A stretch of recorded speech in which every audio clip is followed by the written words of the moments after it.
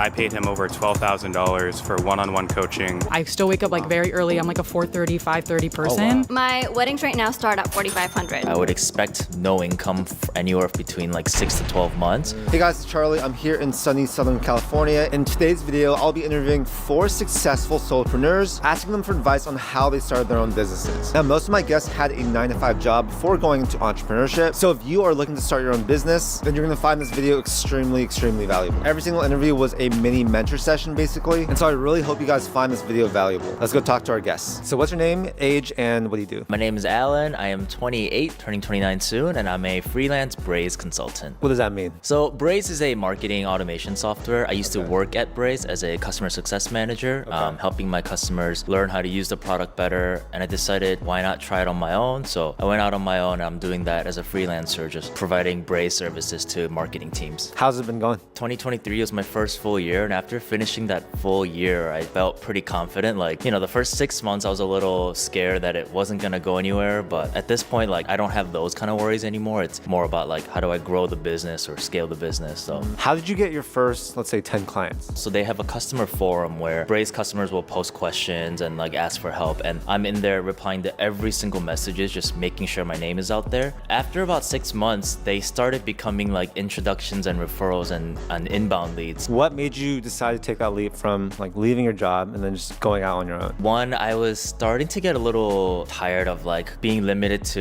only like one promotion a year. And that paired with just, I've always been curious. I was like, I want to try it. I want to try starting my own business. I pulled the trigger and went for it. What do you charge for your services? I have 2 services that I offer. One is like a very small 5 hours a month retainer for $1,500 a month. And then the other one is a little bit more of a dedicated, like a part-time like team member service, where that one is $9,000 for 4 weeks. Would you be willing to share like how much money you make in a year or in a month? For all of 2023, my revenue was around $175K for the year. But I wouldn't say I have like a consistent monthly revenue. Some months are great, some months are a little bit slower. Yeah. What would be your advice for someone that's looking to get into entrepreneurship and they don't really know what they want to do? Just try it. I think a lot of times we can be kind of stuck behind our thoughts and scared to take action, but we just have to pull the trigger, take a risk, and go for it. Otherwise, you'll just never know what it can lead to. You may always be able to go back to finding a job that's similar to what you had, but you're not gonna have this entrepreneurship opportunity if you don't try it. What are some high value skills that you think people should learn? Sales, I think being able to sell yourself is really important, as well as like using your resources, like being able to know where to turn for questions and just soaking up as much information as possible from other people who are running businesses. What are some of the highest ROI activities that you do? So lately I've been posting a lot of YouTube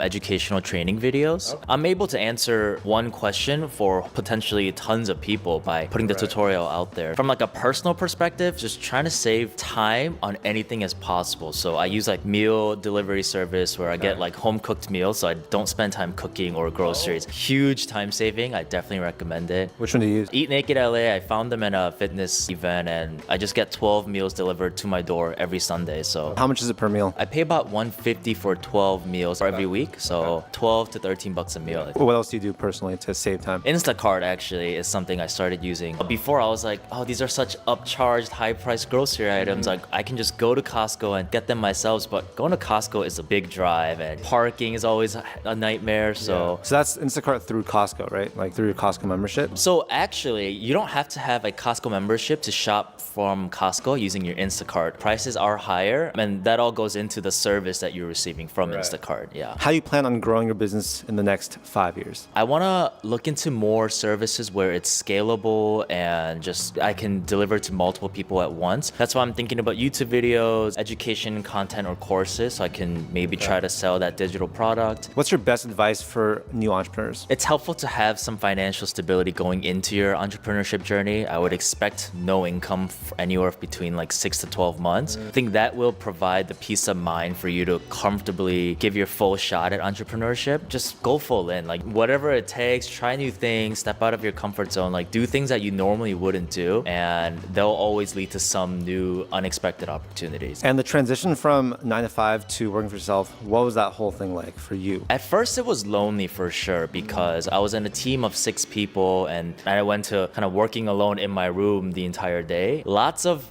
walk breaks around my neighborhood just to get some air and movement. Yeah, just staying really active active, physical, and just taking care of like mental space for sure. Any final advice you want to give the audience? Everyone should try starting a business at one point in their lives. It's really a satisfying and freeing experience. It's been pretty life-changing for me, and I really recommend it to other people. Thank you so much. So what's your name, age, and what do you do? My name is Fatima. I'm 28 and I'm a wedding photographer in Los Angeles. How'd you get into that? I've always had a camera. I was always that kid. I got a camera when I was like 10 years old. Always loved photography, but went to university for a completely different major. And afterwards, I kind of used photography as a little bit of an escape. COVID hit and I was like, okay, well, let's kind of go in full force on this. And absolutely loved it. Never looked back. Do you remember that first paid shoot you did? Oh yeah, it was surreal. It felt really, really awesome because I had a couple of friends who were about to get married and they reached out to me and said, we love your work. We want you to photograph our wedding. And I thought, oh my God, this is it. Like we're finally doing this as a real thing. Can you tell us about some of the challenges you faced? I didn't know how to handle money really well, so I kind of forgot about taxes for a while until tax season came up and I was like, oh no, I have to work extra hard this time to pay my taxes that I didn't pay or that I didn't save up for. How did you get your next 10, 20 clients? Referrals and Google and Instagram. So I learned really early on because I was mentored by other photographers in the industry that working on your website and making it SEO optimized is really important because you need to have multiple streams of people finding you. Creating blog posts that help clients that don't know me at all. You're basically giving value to your audience, which is your future clients, right? 100%, yeah. Okay. So I do blog posts to help with creating wedding timelines, with finding beautiful locations in Los Angeles, stuff like that. But also I have blog posts to show what a wedding looks like in this particular venue, photographed by me. What about Instagram? It's a little bit harder, but once I started posting consistently, tagging the appropriate vendors, that kind of just went out and out. And the more my clients tagged me, the more a different audience saw me. And that kind of spiraled into something where different clients that I didn't know started finding me too. And then how do you get people to spread the word, like word of mouth, referrals? Do a great job. I think that's the best and only way that I do it. And then after a client that I really, really loved working with, after our time has finished, I tell them like, I really loved you, really enjoyed working with you. If you have friends that are just like you, like please send them my way. That's the best compliment you can give me. And how many shoots or clients do you work with every single year? So last year, I think I did 50 shoots. Okay. Last year, it capped out at 10 weddings. And this year, we're starting the year off with 15. How much do you generally charge for like a wedding, let's say? My weddings right now start at $4,500, but it varies. It will vary with what you want. I will customize a invoice towards like a particular client. So what's the most that you've charged for a wedding, let's say? $8,000. It is a stressful job, right? Like I've done wedding photography in the past too. What else are you doing on the back end? So it starts off with the initial inquiry. We do several Zoom calls. They have access to me almost 24/7 if they have any questions. Do the wedding. And then after that is culling, editing, making sure all the photos are in perfect shape for my clients, and I send it their way. Have you ever considered like outsourcing some of the editing or some of the other stuff? No, I find it to be such a personal experience. On the wedding day, it's amazing to be able to be part of the whole thing, and then it's just as amazing to be able to go back home, relive it on my own, and edit it all. What's a piece of advice you want to give to newer entrepreneurs? Be a student first. Absorb everything that you possibly can. Go to a mentor and ask for help. Don't be afraid to ask for help. That's the best way to move you forward in this business. How'd you find mentors? I asked via Instagram. I got a lot of no's, and that's okay. That's the worst that was gonna happen. And then I got a lot of yeses from people in the industry that I looked up to that I really, really loved. We got to sit down several times, have lunch, edit together. Do you have any tips for building a good connection with your clients? Yeah, that initial call might be a little bit nerve-wracking, but go into it knowing they want to talk to you. They would not have gotten on this call if they didn't want to talk to you. If you're going into it thinking, what if they don't like me? What if this? It's gonna stress you out, and it's not going to be helpful at all for anybody. For a new photographer that wants to get into the business, do you have any recommendations in terms of what gear to get? You want to get the cheapest stuff because the first 2 years should just be you learning. Learn your camera, learn how to compose, learn how to properly edit, do all those things. You don't need the most expensive gear to do that. Once you start making money, then upgrade. What does your tech stack look like for running your business? So I use HoneyBook as client communication. That also includes the invoice and contracts. I use Zoom for client calls. PickTime is what I use to deliver galleries. Calendly is what I use to schedule calls and meetings. Lightroom and Photoshop, of course. What do your parents think about what you do? In the beginning, they weren't super stoked. I went to UCLA for neuroscience and graduated with a neuroscience major and an education studies minor. So to go from that straight into wedding photography, they weren't stoked about it. But then I remember showing my dad my website once and he said, wow, this is art. For people looking to hire a photographer, what advice would you give them? Go based on what your style is. Do not go on with a photographer that's super cheap and then ask them to change their style in a particular way. Photography is the only thing that will be left behind after your wedding day is completely done. Don't cheap out on it. It's the most important thing. So pay attention to it when you're actually booking your photographer. Any final advice you'd like to give the audience? I think as an entrepreneur, the best advice I can give is go into it as a student, absorb everything that you possibly can, and don't feel like you have to rush it. Best thing you can do is take it slow, and the money will eventually come. It just will. I love that. Thank you so much. All right, so what's your name, age, and what do you do? Blake, I am 25 years old and I am a sales director for a real estate education company. So how did you get into that? Basically, the reason why I'm in sales is honestly, I heard Grant Cardone say that if you want to make a lot of money, you need to be in sales. So I left working at a pizza place. I went to a cold calling firm where I was literally just cold calling a bunch of people, and then I just kept looking for sales opportunities, and eventually I landed here. So what exactly do you do on a day-to-day basis? I take sales calls myself. I sell a $5,000 online coaching program to military service members that want to get into real estate investing and know how to acquire rental properties. So what inspired you to get into entrepreneurship? I grew up broke. My dad was never in the picture. I've never seen a photo of him. Your guess on how he looks is just as good as mine. And my mom, she had a bunch of surgeries, so she couldn't work, and she was on Social Security, and we lived off of like $1,800 a month. I realized getting a regular job probably isn't going to cut it, so I need to try different businesses, and I need to learn how to make money so that my kids don't have to go through what I went through growing up. Can you tell us about some of the things you've tried in the past? Yep, so I have tried marketing agencies where I did Facebook ads for pool cleaning businesses. That failed because I knew how to grow a pool cleaning business, but I didn't know how to get more marketing clients. I've done affiliate marketing. That didn't work out for me. I failed multi-level marketing, like I did Primerica, and I just did not like the recruiting model where you just have to recruit, annoy your friends and family. So now you're doing really well. What are some of the things you learned from your journey so far? Be willing to fail and invest in mentorship, because you're going to learn either way. If you try to do everything on your own, you don't know how long it's going to take, and you don't know how much your mistakes are going to cost you. But if you learn from someone that's doing what you want to do, you avoid a lot of costly mistakes. So if I could have went back in time and paid a lot more for mentorship and just focused on like one or two things, I would have. Since you're in sales and I suck at sales, what are some things that I can do to be better at sales? You need to build leads that are warm and nurtured, making sure that they're ready to make an investment that's big, because the result that they're going to get far outweighs what they're investing in the high ticket program, because if that gap doesn't exist, they're not going to buy. If you've ever read the book Way of the Wolf by Jordan Belfort, he creates an entire script for himself, and he makes sure to like test it 5 to 10 different times, and he learns the script inside and out before he goes and talks to someone. So what I would recommend, and what I've done in every single sales role that I've had, is find a proven like framework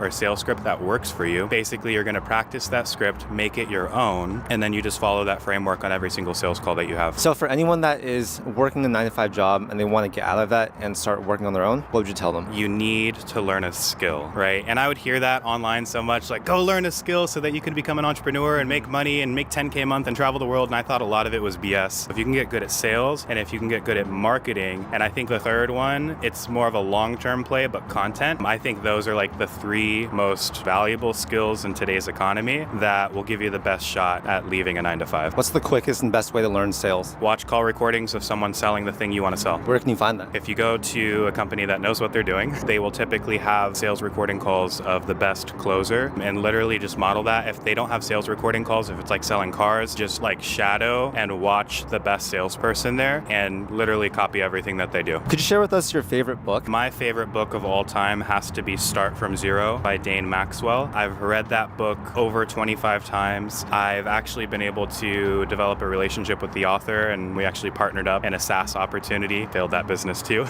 So if someone is struggling with risk taking, what would you tell them? If you don't want to take risks, do you want to live with regret? And if you're okay with living with regret, then don't take any risks. But if you're not okay with looking at your life when you're 50, 60, 70 years old and wishing that you would have taken risk. Well, now you need to muster up the courage to try the thing that you want to try and realize people like Charlie, people like myself, we've had the courage to fail, and we failed many, many, many times. So in terms of closing and sales, how much like revenue have you closed your entire life? I've cash collected over $3 million since June of 2021. What does that equate to in terms of like commissions? 10% commission on average. So what does like an average month look like for you in terms of income? So it varies. Right now I'm in a startup, but average income for a high ticket closer should be anywhere between 10 and 25 grand a month. What's one thing that you wish you started doing earlier? I wish I would have invested in mentorship and coaching sooner. Fun story, when I first got into high ticket sales, I interviewed someone as like an assistant manager and I hired them as a salesperson. A year and a half later, we were both working for Ryan Pineda together, and he had progressed way faster than me as a salesperson, even though I had been in sales for like 3 years longer than him. And I paid him over $12,000 for one-on-one coaching, and I had to humble myself to pay him for mentorship. My ego didn't want to pay him because I'm like, no, I trained him and I taught him. And because I humbled myself, that made me like top 3 closer at Ryan Pineda's and allowed me to do what I did. So I wish I could go back and get coaching sooner. Any final advice you want to give the audience? Follow Charlie Chang and watch all of his videos because I haven't.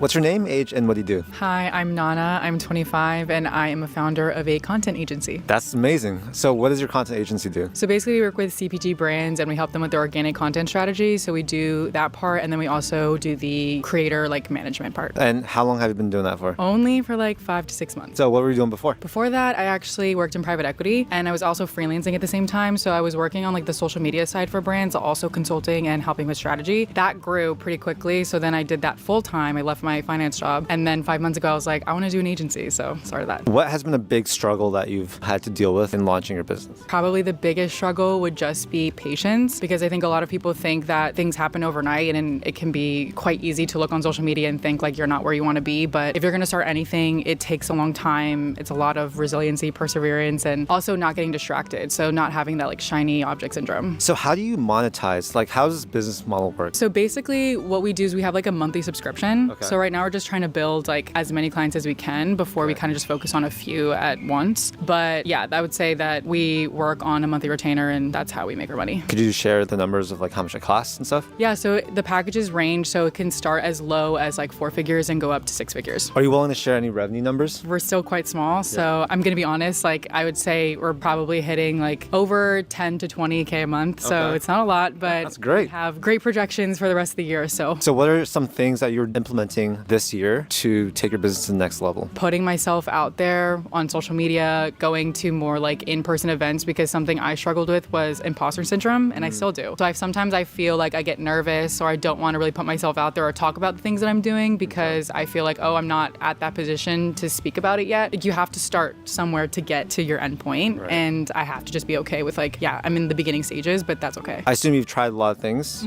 What are some things that you failed at and what did you learn from them? I first started as like a freelancer and I grew that really quickly, but because I was by myself, there's not much you can scale out of that. So that was, I would say, my first failure, realizing that like that wasn't sustainable and I can't grow a business with just my name. I have to have a team. You're not technically a solopreneur, but you were. What have been some of the like best things to come out of that? I think that you can't do a lot of things alone, and you're also not the best at at everything. So finding people that can fill up those cups, I think, is really important. Can you give the audience like top 2-3 pieces of advice? I think like if you want to build a team and you don't want to be a solopreneur, to get like great people to stay, you need to incentivize them to stay. The second would be that you need to really focus on your discipline. It's easy for everyone to get distracted by everything that's going on and comparing ourselves to things. You can emulate or try to be inspired by people, but look at what you do best and like stay in that avenue. This is super random, but get sleep. I used to not sleep a lot because I thought that I had to work so hard in order to like, achieve my goals. But if you're not well rested, then you're not going to produce your best work. Recently, I've actually been getting like 8 to 9 hours, and I still wake up like very early. I'm like a 4:30, 5:30 person, but I go to sleep at 8 p.m. and I'm realizing how much clarity I get from that. So that helps a lot. How do you get to bed at 8? That's really challenging. Like, how do you hold yourself accountable to tough things like that? Because I know I'm my best early in the morning, like that's where my brain has the most flow. I have to prioritize that time, and waking up early, inevitably you're gonna get tired earlier. So being consistent with that for my schedule, my routine is very like consistent. Can you share like what you do in the first couple hours of the day? So I wake up between 4:30 or 5:30 depending on where I'm going to the gym. I'll have an hour workout. I like to have a slow morning because I think as a high stress person, like it's easy to want to just get going, but then the anxiety boosts because you're not giving yourself time to like breathe. 8 in the morning, 9 in the morning is like I'm already in flow. Most people are like just putting their stuff down, like getting it to their desks. I'm already in there. Yeah, I would say that's pretty much my morning, and I'm just like straight through until lunch and then the end of the day. Besides networking, how do you find companies to use your services? Social media. I have my own personal page where I showcase the journey, and surprisingly a lot of people use that as like a vetting stone to be like, is she someone I want to work with? So if I didn't have a good page or didn't have like good content, they'd be like, I don't know if we trust her.